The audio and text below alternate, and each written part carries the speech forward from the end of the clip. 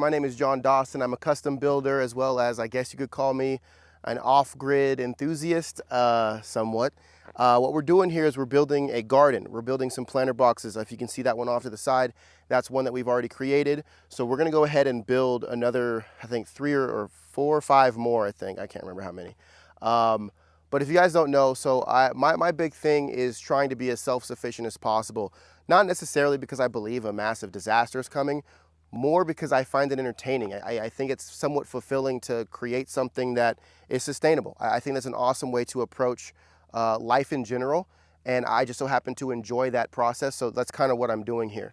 Behind me here I have a pump house. We're working to get solar on that, so no matter what, we'll be able to pump that water. Same thing for our home, we're getting solar up there.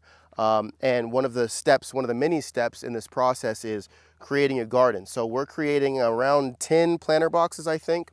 Or 8, something like that, don't quote me on it.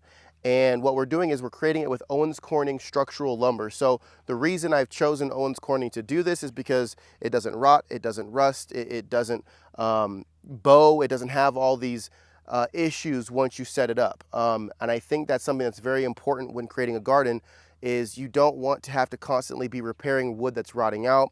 I'm not a big fan of using pressure treated in gardens, not for any significant reason. I just, 1, I don't like the way it looks. 2, I don't like painting planter boxes.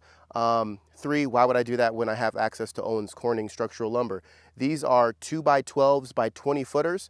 We're gonna create some 4 foot by 10 foot boxes. We're gonna create some 8 foot by 4 foot boxes.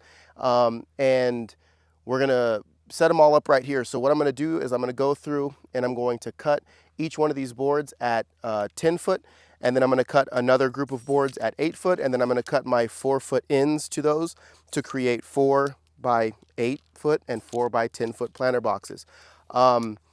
This is where the garden's gonna go. And the way we're gonna set it up is where the water we want there to be a slope here. We want the water to rush off. Behind me we have our pond. So there is water that comes from the top all the way down through here. I didn't want to build this up and create a potential pooling issue, or I didn't want to have any of this dirt kind of rush off with the water.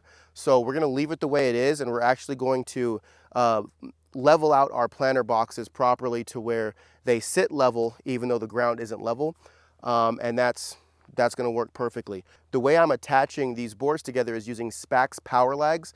These are the black power lags, so they're already the right color, and they're incredibly strong. They're going to hold this board or these planter boxes together very well. A huge positive about Owens Corning structural lumber is I can screw into the end grain of each of these boards, and I don't have to worry about that screw working its way out of that end grain. If you ever screwed into the end grain of regular like Doug fir or yellow pine, you'll realize over time as the board contracts and expands, it'll slowly kind of loosen that grab that screw has, and that's when boards start separating, especially when they're under pressure of soil. When these boxes are filled up with soil, there's a great amount of outward pressure from that soil, especially when it's wet, when there's a lot of stuff going on.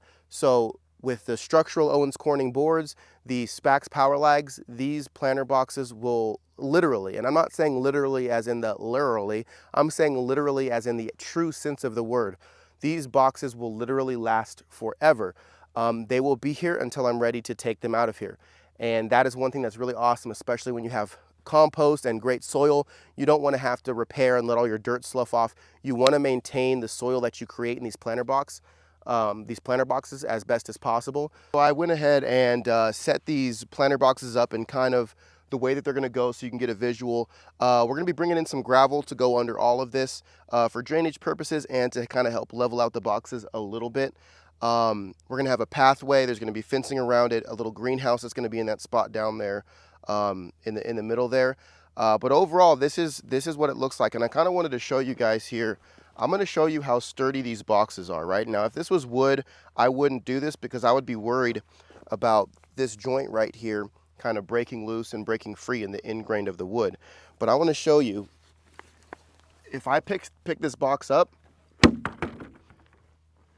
I have no worries with how strong and durable these boxes are.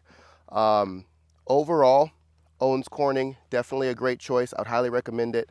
You can do what I did here on this end, which was I just put a little bit of spray paint on the end to remove a little bit of that sparkle, that little white band you can see here on the end. That's kind of that fiberglass tape. It's not really tape, but that's the best way I can explain it. That fiberglass band that's around the board. It doesn't look as good when you have that raw edge exposed. So just a little bit of black spray paint will absorb in there really, really great and kind of give you a more, you know, finished look. It's not needed. There's no rot. There's no worry of moisture getting in here and expanding or contracting or anything else like that. It's fine untreated, but I went ahead and throw some paint on it just for visual reasons. Overall, these boxes, they're dusty. They have footprints all over them. All I got to do is, I'll show you here, just grab a wet rag, wipe them off, hose them down, and they're going to look like $1,000,000. So next step is getting a truck of gravel dumped in here, getting these boxes set back down, getting our pathway done, getting our greenhouse pad poured, and we're gonna start growing some food. So if you guys are interested, you can subscribe to my channel, or you can check me out on Instagram, TikTok, wherever else, and see how this develops over time. But that's all I got for you guys today. I appreciate y'all, and I'll see you on the next one.